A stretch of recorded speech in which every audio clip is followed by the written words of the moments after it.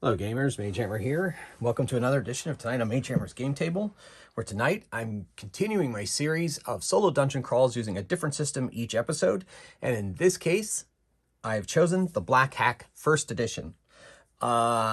This game was published in 2016, and I call it the D&D hack that launched 100 hacks. There are all kinds of different hacks popped up after this game came out. And it just really captured people's imaginations, and they went for it. There's like the Wight hack, the Cthulhu hack, the Pulp hack. I own Pulp hack and Cthulhu hack. I've ran a campaign with Cthulhu hack, and that's the one I was more familiar with. I've never run the Black hack for people, or even for myself until now anyway. So hopefully you'll bear with me as I go. I'm pretty sure I got the rules down good. There is a second edition of this game published in 2018, which made some changes to character abilities and to spellcasting, damage, armor, and how that stuff works. I don't own the second edition. I've only ever owned the first edition, so I am running the first edition. I guess the community, I haven't done that much research, but I guess the community is kind of split on it. Some people like the little bit more simplicity of the first edition. Others are like, they like to change the second edition. I mean, I guess it just depends on who you are and what you're going to be doing.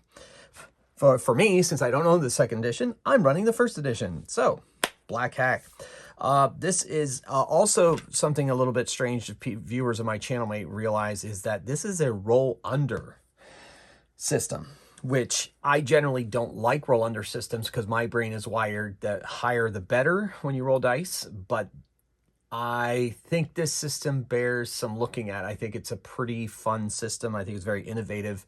And so I have chosen it for this series. And plus, I really want to play it under, like solo conditions instead of just kind of look at it.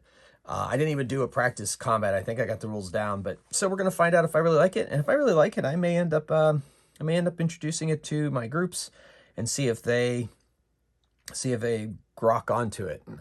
I may end up looking at the second edition if I like the first edition, but we'll see. I mean, I have this, so we'll see what happens. So this is the Black Hack RPG, developed by David Black, thus the name Black Hack. So there you go, OSR first edition hack. Yeah, it's pretty fun. So let's see what happens. I really enjoyed running the Cthulhu hack, so even though it's a roll under system as well, but yeah.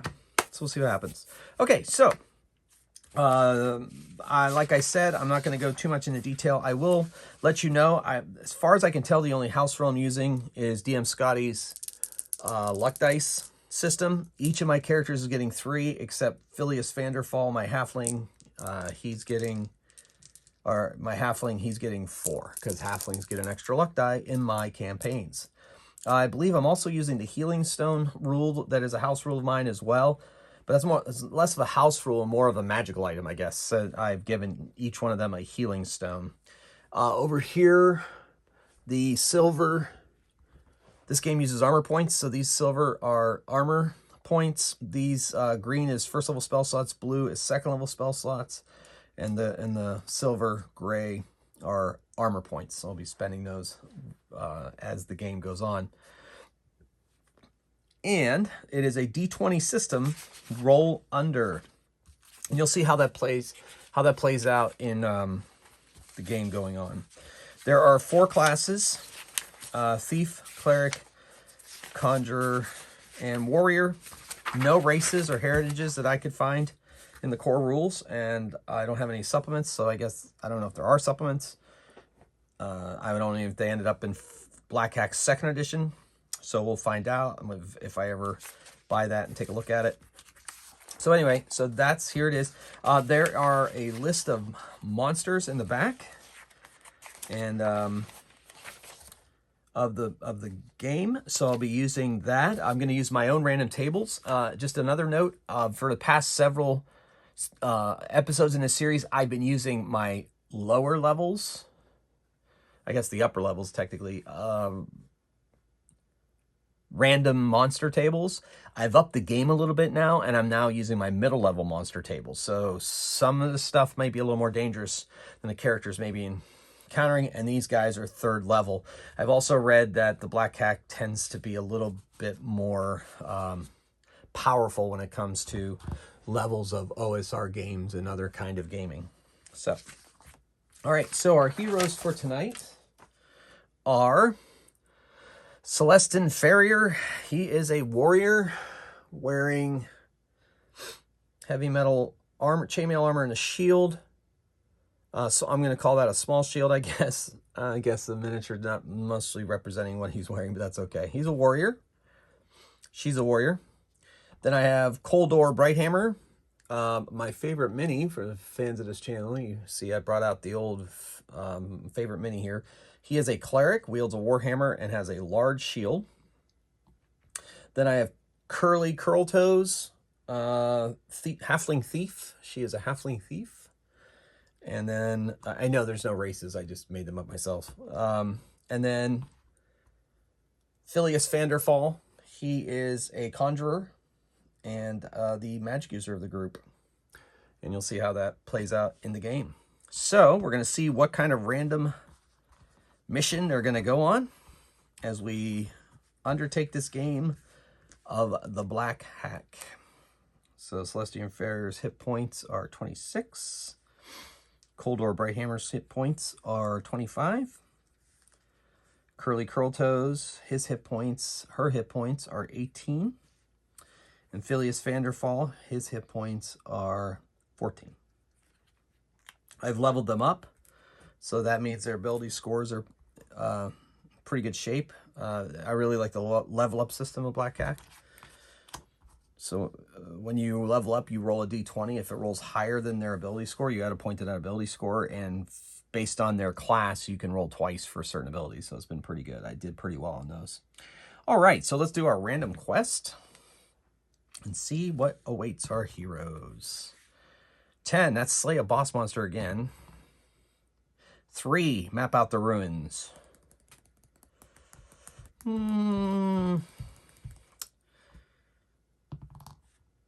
12, assassinate a noble.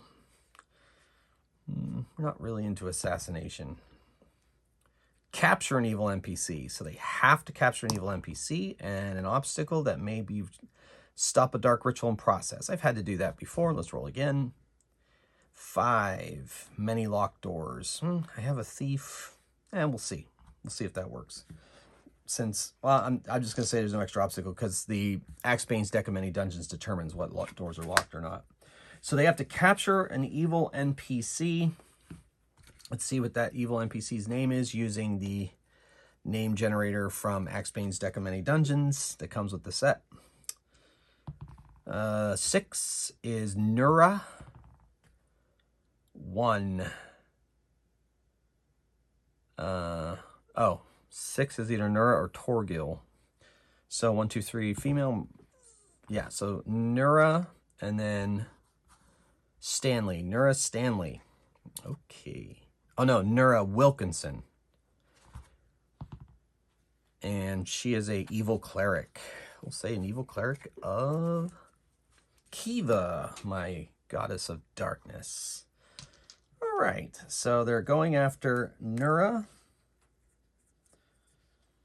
And she's done something heinous and horrible, and they have tracked her to this underground delve, and now they're going in to capture her. They have to bring her back alive, so that'll be very interesting to see what happens. For initiative, I'm going to use these D6s. The green die is the opponents. This die, they correspond to their luck dice. So Phileas is this die. Curly Curltoes is this black dice here. Celestin Farrier is this blue and red die, and then this black and yellow die is Coldor Brighthammer. So I'll put them in that initiative order there to help us keep track of initiative. And so without further ado, they've come to the delve. They head down the stairs into a hallway. And we check the hallway. They look left. They see a door. They look right. They see another door. Okay, so this is a very small level. So this indicates that there's a monster, so I'll replace it with a king. and I will place a monster in there. And I'm going to say there's a door there because there was a door here. So they've hit double doors, and so there's double doors down the hall. And so there's a monster there, and there appears as a monster that has appeared here. Well, we don't have a tracker, so maybe we should do our own investigations. What about you, Halfling? You got any? You know how to track prey? Oh, yeah, sure. Let me go. I'll go look that way. So I'm gonna have Curly Curl Toes make a wisdom check to see if she can figure out which way they went. And she rolls a 16. Her wisdom is 16. It has to be below that roll, so she doesn't find. But you know what? I'm going to use a luck die. It's probably not a bad idea. I'm going to subtract this number from... Yes, so she actually gets a 10, which is a success. But she's used a luck die. And I'll say that she's gone to... They'll know that she's gone to the east here, to the right. Oh, looks like something's been disturbed there to the right. I think they went through that double door there. Remember, there's a double door here. Should we check the door to the left in case the enemies are there? I don't know. I think we should capture her as soon as we can. And you're sure she went that direction? Yes. Well, what do we do? I say we go after her. You know, if there's enemies beyond those doors, we'll deal with them when they come. Let's find her and get her back to justice. Okay, let's go. So he goes up to the double door, or she goes up to the double door, and Curly Curl Toes listens. She listens with a, I'll give her a wisdom check. And she hears, let's see what the monsters are on the other side. 64. Ooh, nasty. Don't know if there's anything equivalent in the bestiary here, so I will just make it...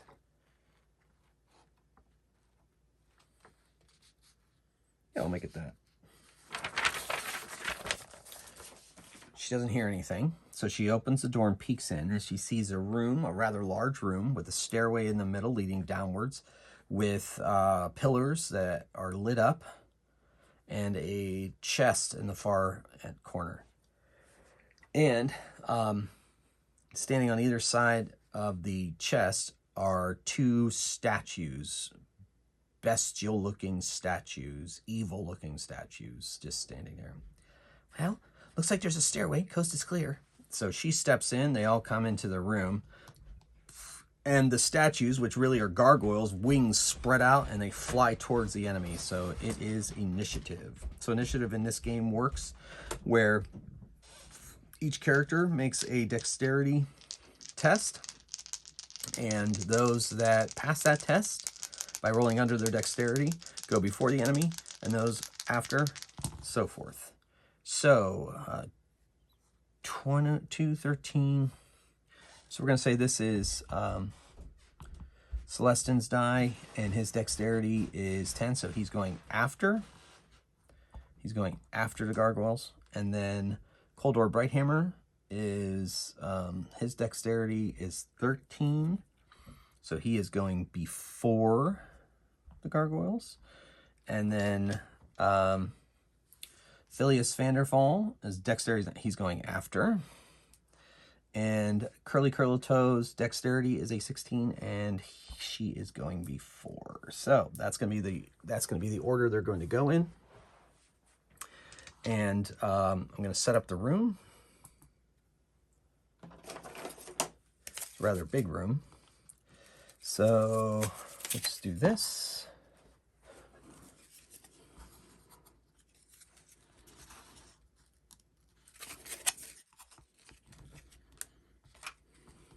Set up the walls. Make the room a little bigger. Set up the pillars. Get my minis out here in a minute.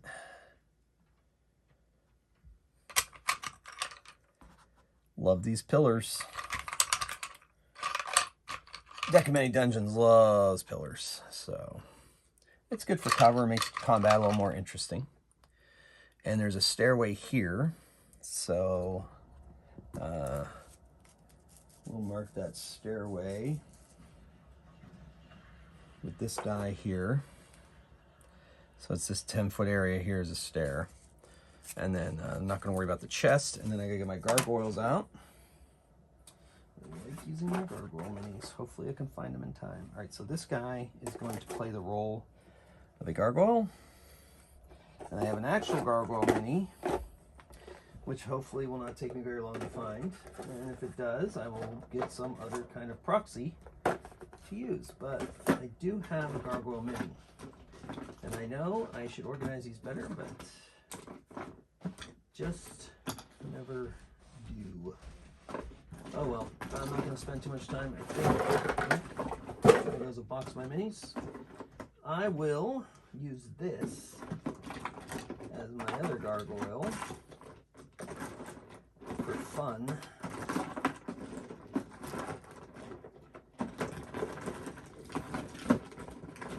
Too bad, I really like my gargoyle minis, but I'm not going to spend time looking for it. Okay, ooh. Yeah. And this is my other gargoyle. Okay, so they enter the room. This is a double door. The double doors are open.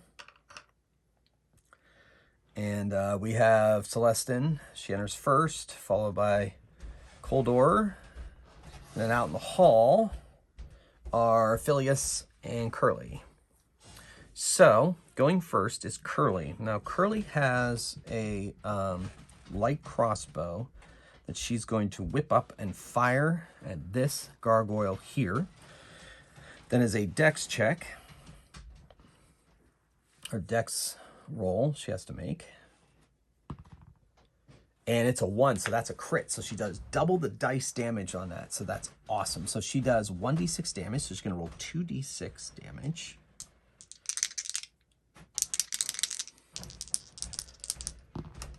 And she rolls a 6 total damage against that creature.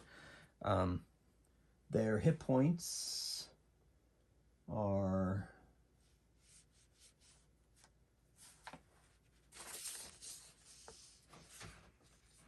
Their hit dice is 4.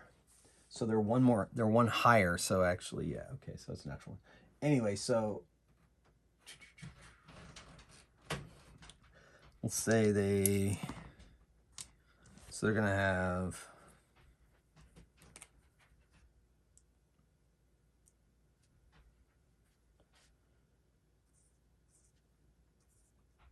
all right. So I got their hit points recorded. That was his shot. And then she's going to run in here behind this pillar. She just gets to move nearby. All right, next up is Coldor. Now, he could cast a spell like Bless or something, but he is more into fighting. So, and he doesn't think his whole person's going to work on him. So he can move up on this gargoyle. And he swings his Warhammer to see if he can hit it. So he needs to roll a melee attack. So his strength is 13. He rolls an 8 plus 1 because its hit die is greater than his. So 9. So he still hits. And his damage is 1d6. So he does only a single damage against that one. So far, that one is taken 7 damage. All right. Then we go to the actual gargoyles themselves. So the gargoyles, this one swoops down on... Celestine, and this one is already on Coldor. And so they get 3 attacks. They have 2 claws and a horn, I believe. Bite and a horn. 4 attacks. All right, so this orange one will be the bite. This other orange one will be the horn. So these are attacks on Coldor. Coldor has to save against all 4 of these using his agility, which is dexterity, which is a 13. Dodges, oh, he gets +1, so 12, still dodges. And one of the claws hits him, everything else misses. So a claw hits him for a D3, I believe. So that's 2 damage off of Coldor. All right, so he's at 20. 23. Okay, so that was him. And then Celestin, his dexterity is 10. Oh, wait. Oh, and that he takes off some of his armor. So, sorry. So 2 armor points. He spends 2 armor points and doesn't take any damage. Forgot about the armor. Forgot how armor worked in this game. Okay, cool. All right, I'm doing all right. I haven't made too many mistakes. All right, so he's got to save against the attacks of this flying statue-like creature. All right, so he makes the save. He fails that, and fails that. So, ouch. So he's taking 2 claws, 1 claw, bite. No, 2 claws and the bite. All right, so 2 claws and the bite. The bite does 1d4 damage. And that comes off his armor.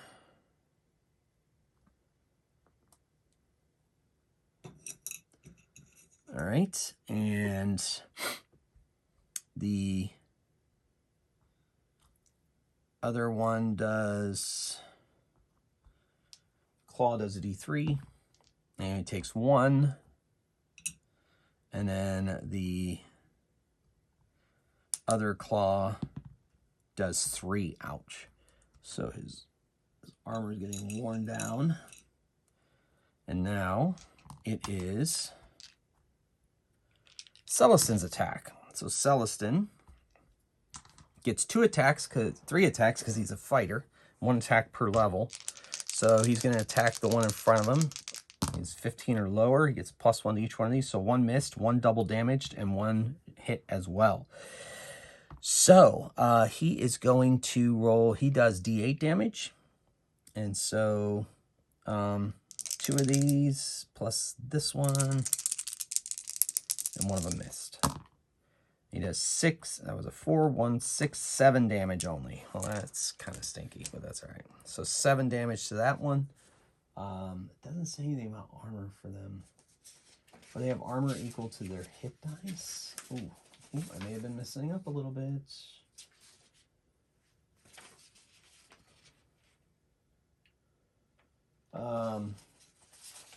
Powerful opponents. I'm doing that right. Monster HD.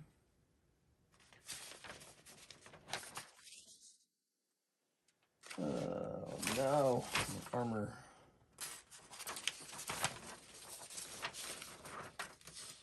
So that's the damage they do. What's their armor? Monster deal damage based on their, okay. Death and dying, healing, experience, gain levels. I've looked it up. I had it in my head. Now I'm double checking. I should have, I had it. Monsters. Oh boy. I think they have hit die. They have a number of armor points. I think it's 2 per hit die. So they actually have 8. These monsters would have 8. Monster level number of each dice on hit points. Attacking, defending. Damage and attack deals based on the character's class and number of hit dice the monster has. Monsters deal damage equal to their hit die. Powerful opponents. Every hit die above the character's level has +1 every roll they make for them. That's fine. Healing, advantage, experience, encumbrance, class weapons, random encounters, usage die, creature reactions, banishing undead reactions. Oh man, I know it's in here somewhere. Oh, so sad. Sorry, folks. And I guess I'm armor points. There we go. Hold on. Monsters have 1 point of armor for every hit dice above 1, so you have 3 armor class. So I'll just add 3 more back to him, and he'll be good. Okay, sorry, folks. I'm sorry. All right, and this one hasn't got hit yet. Okay. I don't think, or he did get, no, he didn't. He's getting hit now. Yeah, okay. Yeah, okay, so 22. This one is taking, what did I say? 6, 7 damage. So 3 damage off of that, so 4, so 22. All right. So they're both at 22 hit points. All right. And now we go to Celestin, or Phileas Vanderfall is going to cast a Magic Missile, everybody's favorite spell. As far as I can tell, Magic Missile is affected by armor, but their armor's gone anyway. 1d4 points of damage per level. He is 3rd level. He's going to cast a spell. He hits it, so that's it does 3d4 damage just like that. 7, 10. Ooh. And now he has to roll to see if he loses his spell slot. He has to roll below a 18. And he barely does it. Since that's not targeting the creature, I'm casting that spell. Oh, he adds a level of the spell, which is 1, so 18. So actually, he doesn't. So instead, he could lose the spell slot. He's just going to lose the spell slot. So he lost that spell slot. Darn it. First spell he casts. That's the way it goes. Initiative. So they all roll underneath their dexterity. And it looks like everybody but Phileas are going before the gargoyle. So here we go. All right, good. So we'll go Coldor attacks. Needs a 12 hits, 10 hits. Does 1d6 damage as a cleric. And does 2 more damage to this creature.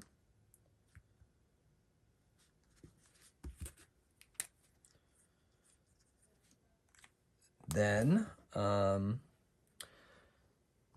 going to have Curly Toes attack.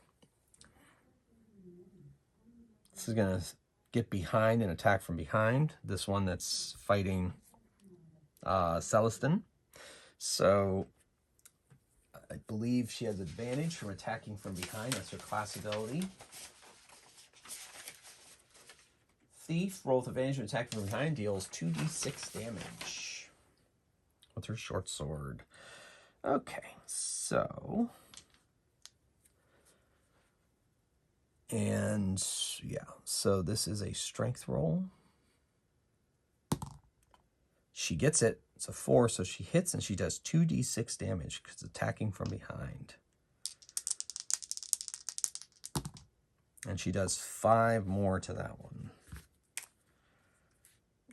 All right. Drawing gargoyle blood, whatever that looks like. All right, next up is Celestin himself. So he's making 3 attacks. Oh, man, that sucks. So miss, and hits. So one of his shots hits. One of his sword swipes hits. He does a d8. And does 4 more damage. And not going to use a luck die yet. But he knows that gargoyle's on its last legs as it's swiping and biting and goring him. All right, so now the gargoyles attack. So the one on Coldor, yikes. So complete fumble there. This misses, these 2 hit. So the horn and a claw hits. Horn and a claw hits. So I'm gonna come off his armor. Claw and a horns. Ooh, D3 and a D6. Ouch. This is D3, 1. Oh, 6 damage. Ouch. 7 damage. Ooh, 1, 2, 3, 4. Armor getting depleted quickly.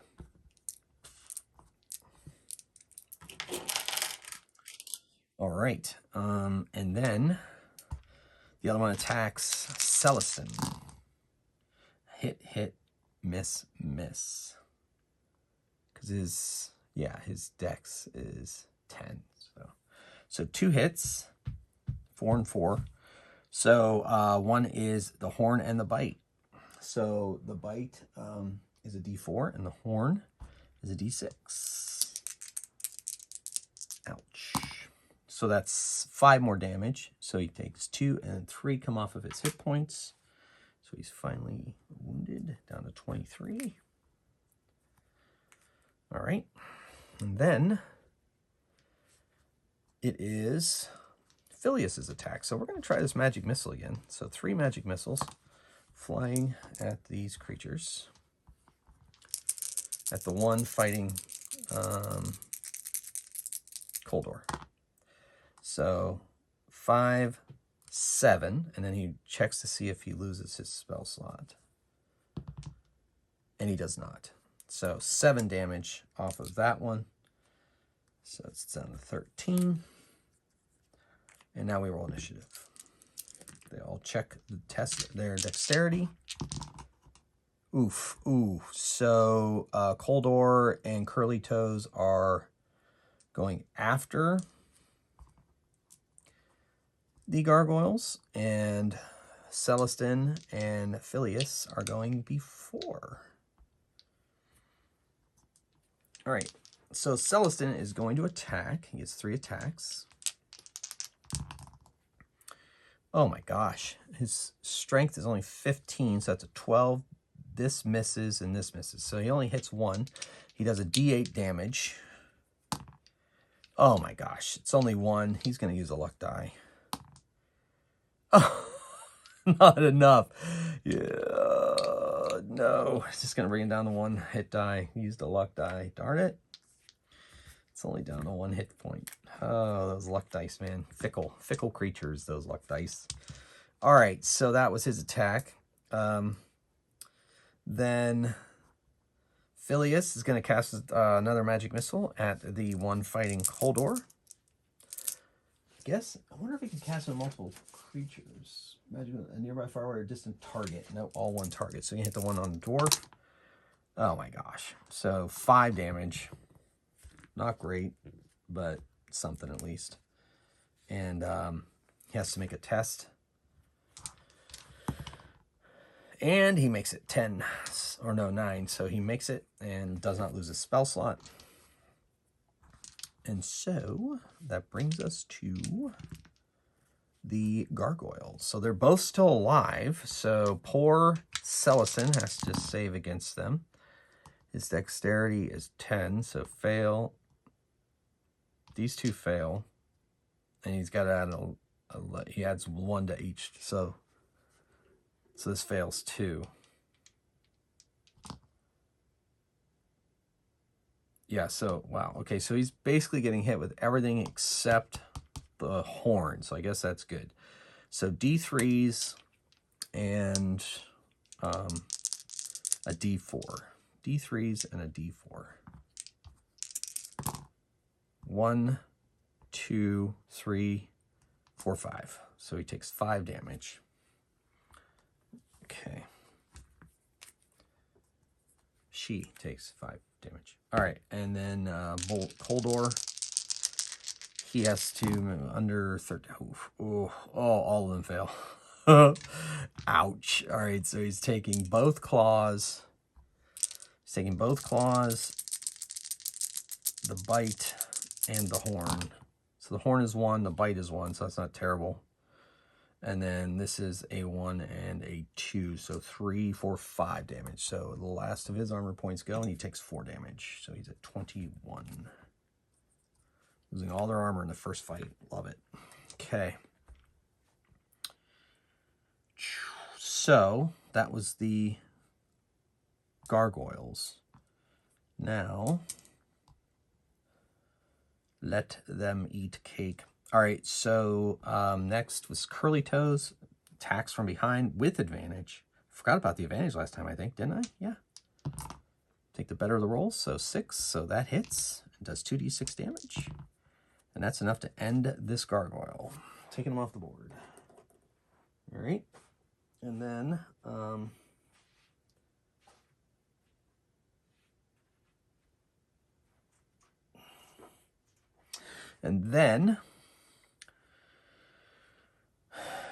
Curly moves over here to be able to get up on that creature next. And then, so that brings us to Coldor's attack. Takes a swat at the gargoyle. See if he can hit. Hits! Does a d6 damage. 5 damage. Nice. Not enough to bring it down. He's not going to use a luck die, but these gargoyle guardians, time is almost past. So they have to make a dex test. So Coldor and Phileas go after Celestin goes after. Only Curly Toes goes before. So, Curly Toes, the Gargoyle, and then the rest of them. Okay. So, Curly Toes doesn't attack from behind. Is going to come in on the flank and attack. Oh my gosh. Missed. It's the worst kind of miss. Automatic miss. And then so the Gargoyle attacks. Attack the Cleric. It's been concentrating on the whole time. All right, so he failed that one. And what's his dex? 13. He adds +1 though, because this one hit die higher than him. So he fails the horn and a claw. The horn is a d6, a claw is a d3. So 1 and 2, so 3 damage. So he takes 3 more damage. So he is at 18. All right. Now it is Celestin's turn. Kind of hard to get past that pillar, so I'm going to say that he has to make 2 moves to get up there, so he's not going to be able to attack this turn. That brings us to Phileas. He steps into the room, fires off a magic missile at that. 3 magic missiles at the Gargoyle. Hits 6, 7, and then has to check to see if he... And he does not lose his spell slot, so he takes... The Gargoyles have been defeated. All right. So... What about this chest? Leave it.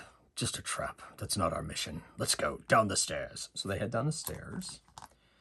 And...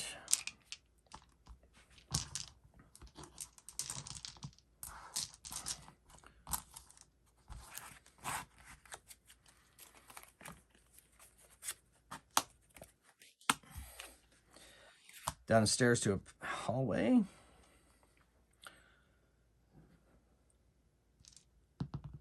And they hear dripping noises.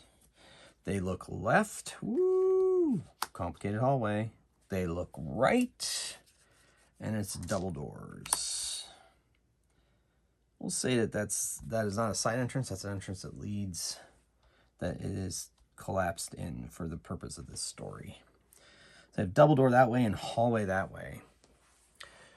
So, Halfling, can you go ahead and do your little thing where you try to discover which direction they went? Sure. Just give me a second. Let me concentrate. Yes. They went to the left. Well, what should we do about the double doors? Same thing we did last time. Leave them and then follow the trail. Okay, so they head down the stairs, or head down the hall, go down this thin hall. There's a hall here. So they look down this hallway.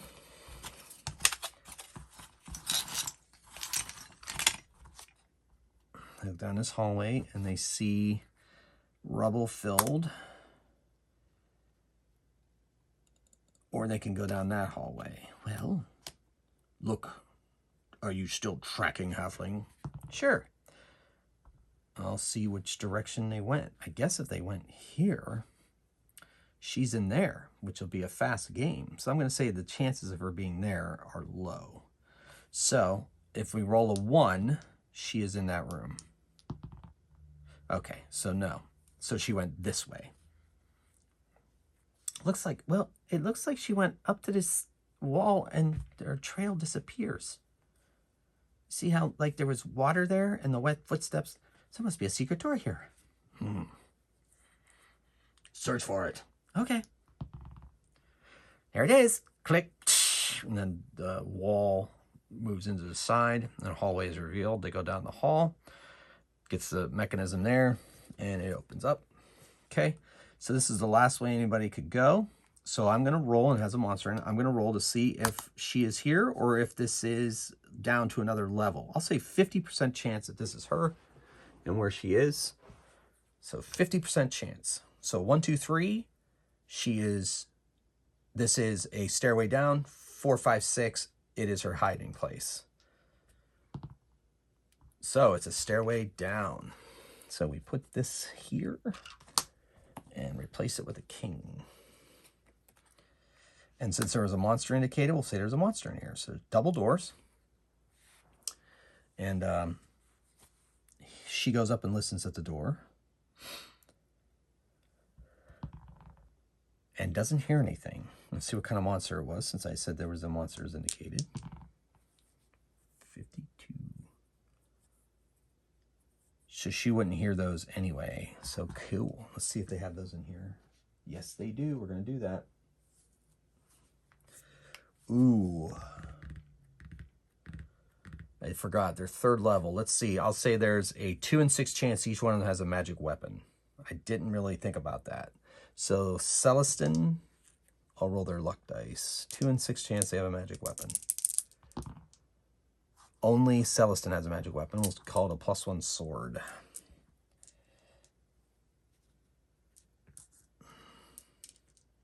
It's got a +1 sword, so keep that in mind.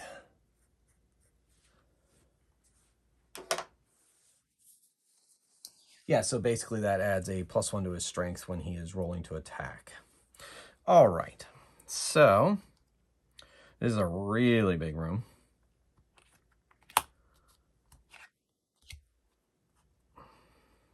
They open the door. There's light and shadows everywhere.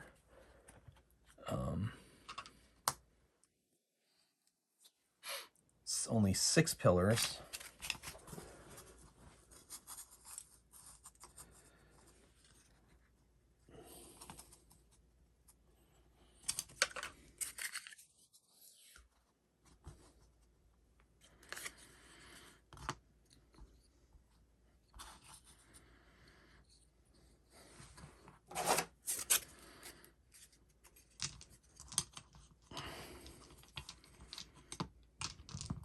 Okay, so it's a big room. Make it this big.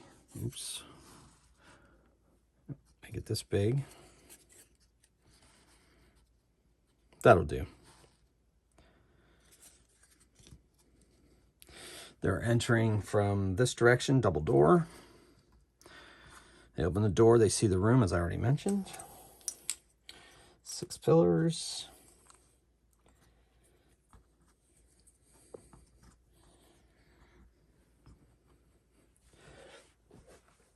And a stairway leading down. We'll use that die again for the stair. Stairs up here. So we'll just say it's right there leading downwards. And they enter in. There is a table here. See, that's a table. A couple of chests over here. And they don't see anything, so they start heading in. And Curly Toes and Coldor's like, I have a bad feeling about this. Oh, yes? What? Why? I just do. So they head in there and then see how many there are. I'll say there's that many. Okay. So, gotta check this.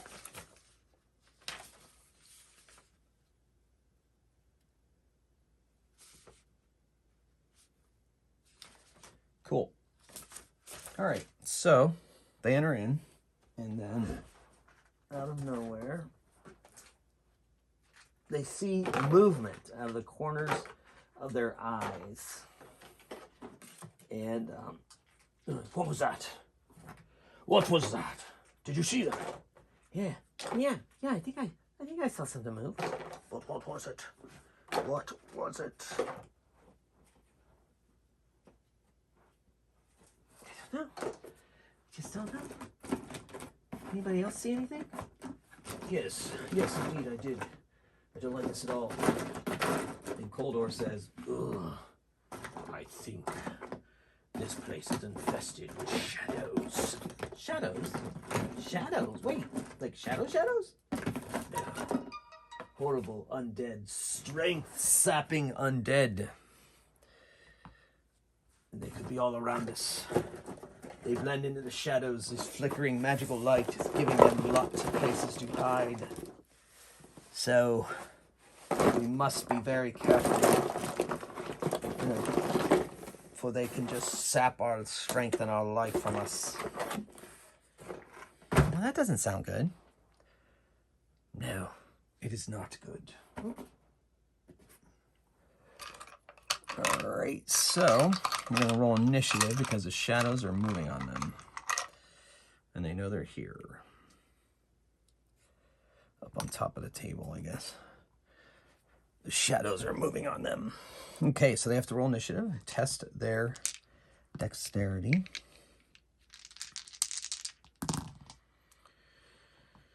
Okay, 6. It looks like everybody, ooh, they all go before the shadows, so they see the shadows flittering about, so they can target them if they need to.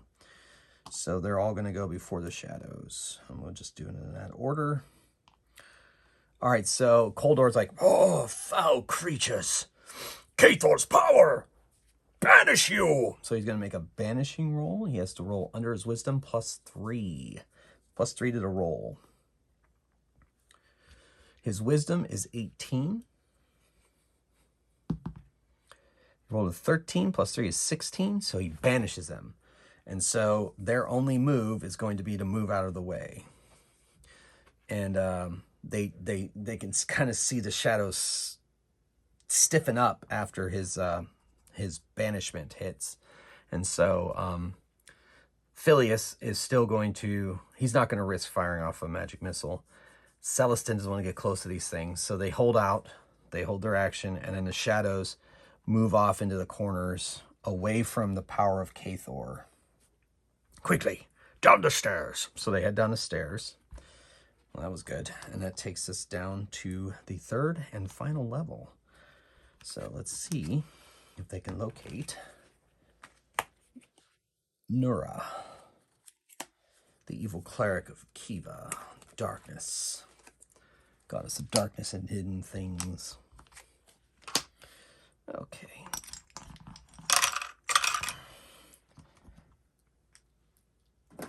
You may have to turn those shadows on their way back up. We shall see how that goes.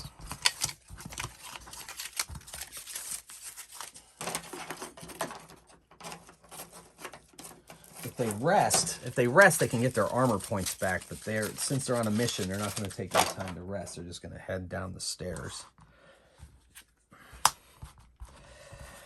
And into the final level of this delve. So, look left, double doors. Look right.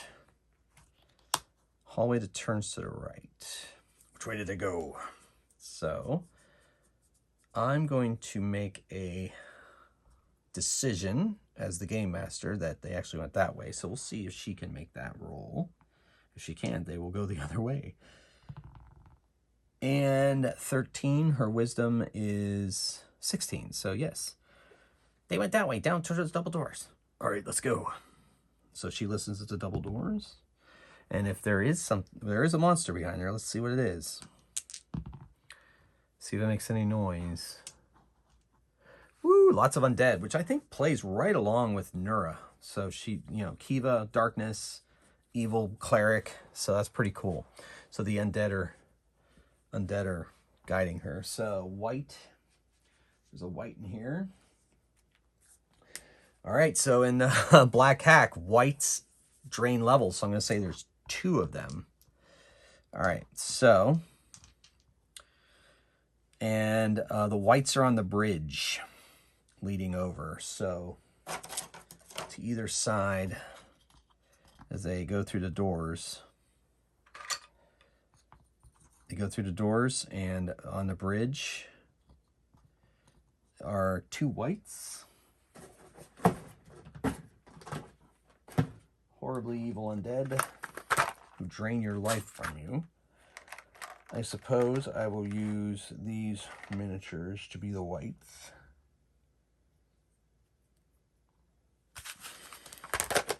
Can only be hit by magical weapons, which is silver and magic.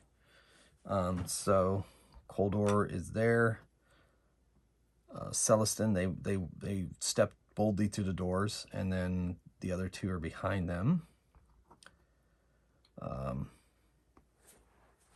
So, darn it, I should have used, I'll say they use their healing stones to heal themselves. Especially Coldor and Celestin. 4 and 2. So he's at this. And he's at that. That's good enough. So they have 2 charges left on those. All right. And so the Wights advance its initiative. So they roll. Oh my goodness. Only Curly Toes goes before the Wights. This is not great. All right. So Curly Toes fires at one with her crossbow. And she hits. Ooh, wish that was a crit. She does D6 damage. See what she rolls. She rolls a 6. What are these hit points? That many hit points? So we'll say that's a lot of hit points. All right. So she hits one, but it doesn't do any damage because it's not magical. So it just kind of sticks in its body as it starts to advance down the hall. And they attack. So the first one attacks, man, and they don't have armor points. Yikes, this is going to be bad. All right, Celestin has to dodge with a dexterity of 10. And he fails. And he is hit. And the Wights they just drain levels. All right, so Celestin is now 2nd level for now. And ouch. And I'm going to say he loses D10. I'll say lose half a hit die of, so 5 points. So he's down to 15. And he's only 2nd level now. So he gets 2 attacks. He does have a magical sword though. And then the other one attacks Coldor. And Coldor, his dexterity is 13. So he avoids the attack. Must have caught it on his shield. And so that brings us now to everybody else. So Celestin attacks. Or no, Coldor's going to try to banish them. So, in the name of Cathor! And then he needs to roll under his wisdom. And +3. There's +3 to this roll. 16. He has an 18. So they are banished. So they're going to move away from them as fast as they can. Celestin holds his shield up in front of him because he knows that they're going to be banished. And Phileas holds his attack. Then it is initiative. Ugh. All right, so only Coldor goes before them. Everybody else goes after. Yeah, so he's going to hold off because he knows they're running away. And they run over and they cower over in the corner over here. And they make their way down the bridge and the creatures stay away from them. And they open the door. And what do they see?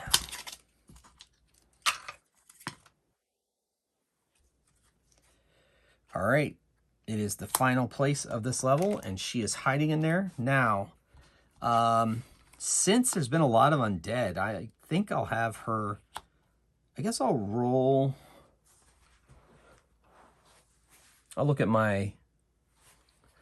So she could have followers. I guess I can call them cultists. And then she has some undead, or just, you know what, since it's been pretty much undead except for the gargoyles, I'm just going to say she has undead.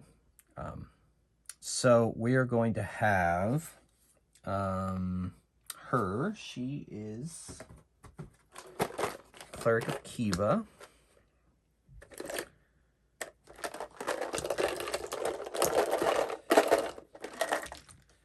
Nora.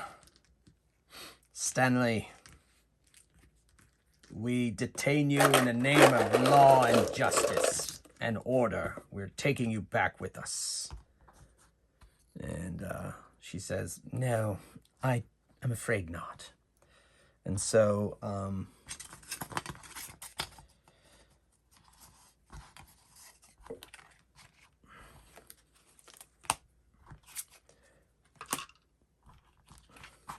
this card here.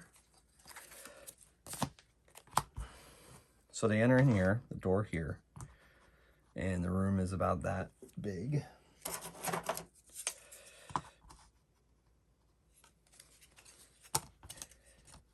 It's a pretty big room.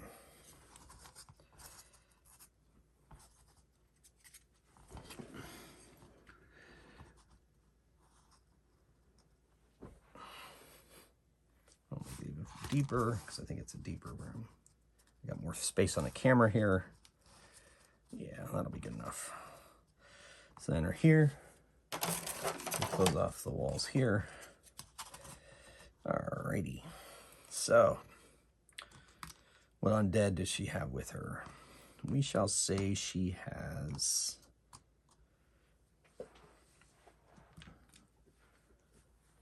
zombies and skeletons. Zombies and skeletons, oh my.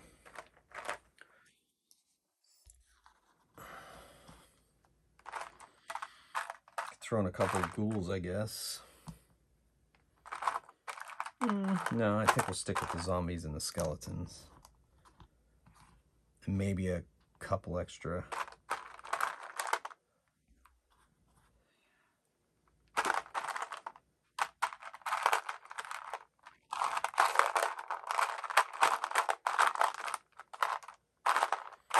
Make it 3. 3 types of undead. So I'll have some skeletons, some zombies, and I'll have a couple of ghouls. How does that sound?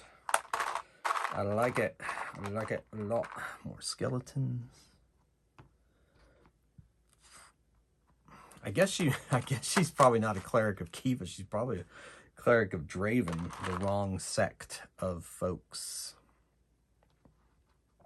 Zombie, zombie, zombie. 5 zombies, 5 skeletons, and 2 ghouls. Well, let's add more skeletons for fun.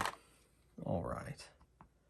Happy little skeletons. Let's just add them there. I've been watching a lot of Bob Ross lately. So let's put some happy little skeletons here. And then get my ghouls. Get some ghouls going here. 5 zombies. 7 skeletons. And a couple of ghouls. Ooh, yeah, this guy looks good. This is a good ghoul. And yeah, I guess this will be a ghoul. So my ghouls are here. They're her main bodyguards. All right, so we got a lot going on here. Skeleton, ghouls, and zombies. Oh my.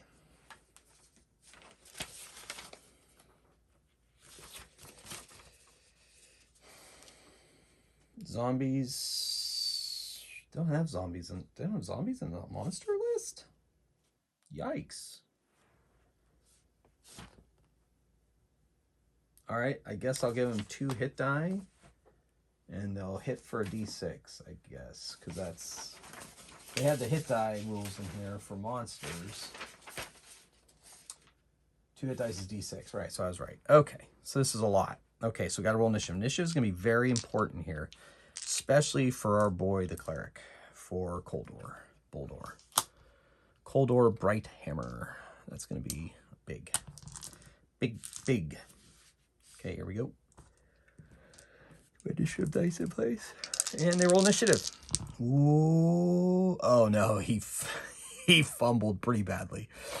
All right, so Celestin's dexterity is 10. So they go after, he and Boldor are going after the undead and her.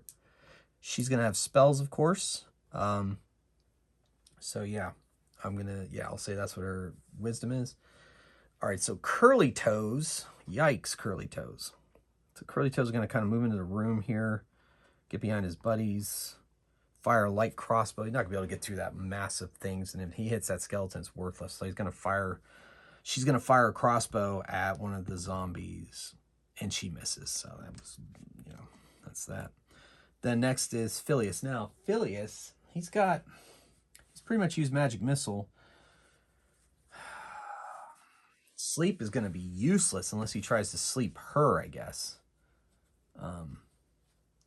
So let's take a look at the sleep spell and see what it does.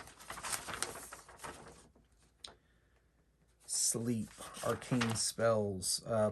4d6 hit die worth of beings to sleep 8 hours. I'm going to say she's 4th level. So that automatically happens. I'll give her a saving throw. Give her a saving throw.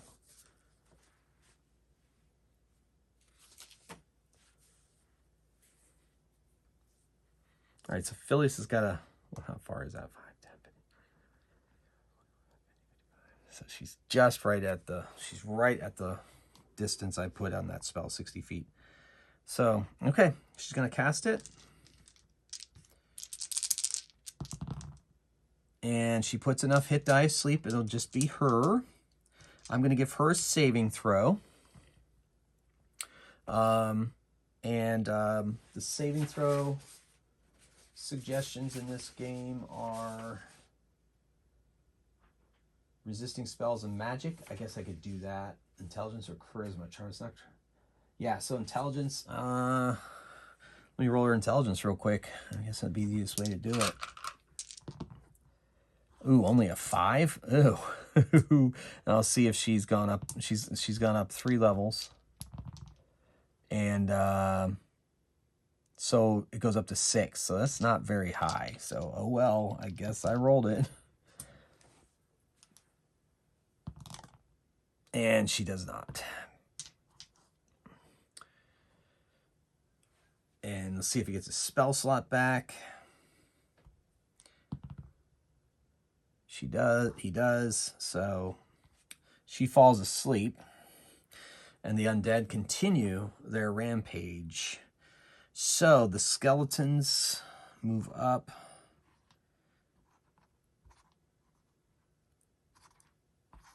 And the zombies crowd in. It's getting crowded, folks. And the ghouls stand guard over their charge. And she is asleep for 8 hours. Yikes. Or until something wakes her up. And we'll see what happens. So we got 2 attacks on him. 1 attack on Boldor.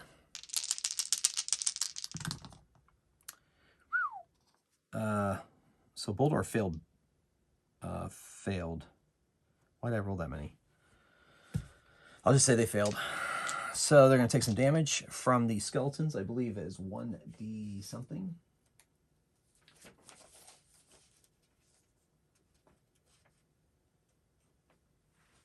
You don't have skeletons on here either? Okay, skeletons are 1 hit die, so I believe that's a 1d3 damage die for the skeletons. 1d3. 1d4. So 1d4 damage. So 2 damage on Celestin. Ooh, 7. Ouch. Brings him down to 18. And a d4 on Coldor. So down to 19. All right. Then the skeleton on Phileas.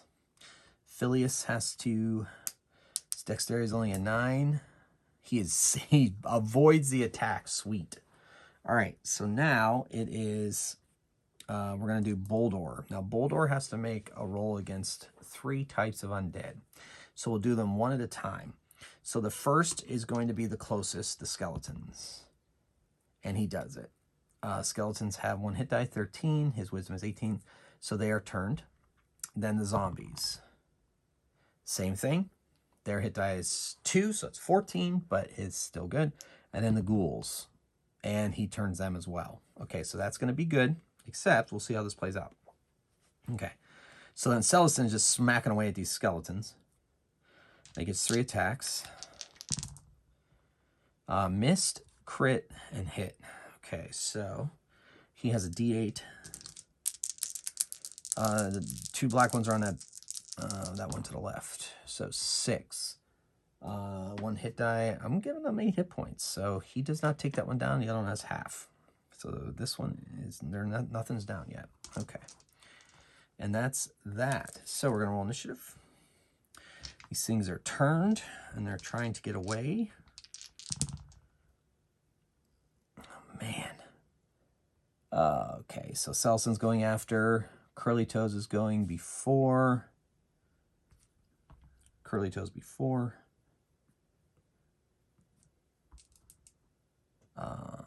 Celestin after. Coldor, darn it. After. and after, and Phileas is going before. Okay, so that's the initiative. Alrighty. So Phileas, he's panicking, and he casts 3 magic missiles at the guy in front of him, that big skeleton in front of him, and that's horrible damage, absolutely horrible damage, and he saves his spell slot at least.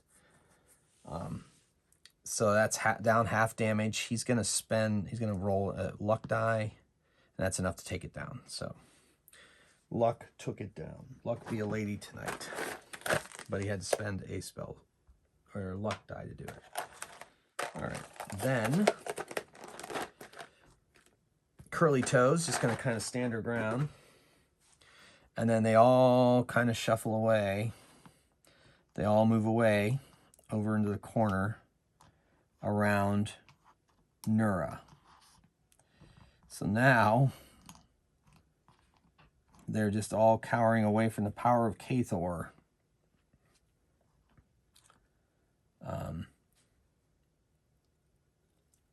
Now, many times in OSR games as well as other Dungeon Master games, if you force them away, if he tries to use his power and force it against them, they move it. So he's just going to move, and they're going to just move away, and he's going to kind of herd them without really forcing them. They just don't want to be around him. And they don't really have a native instinct. Curly Toe's going to get in there and pull her out. They tie her up, and they take her back. So they get their reward money. The shadows, we'll say the shadows are still turned by the power of Kathor. And they make their way up, they make their way out. So that was the Black Hack First Edition.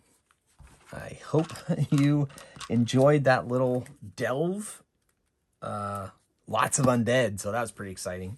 And they were successful this time, so they took Nura with them. And so that was that. So let me know what you thought of that in the comments below. Once again, thank you so much for all the support for my channel. I truly appreciate it. Hopefully you're enjoying this series. And until next time, keep on rolling dice and playing games. Mage Hammer out.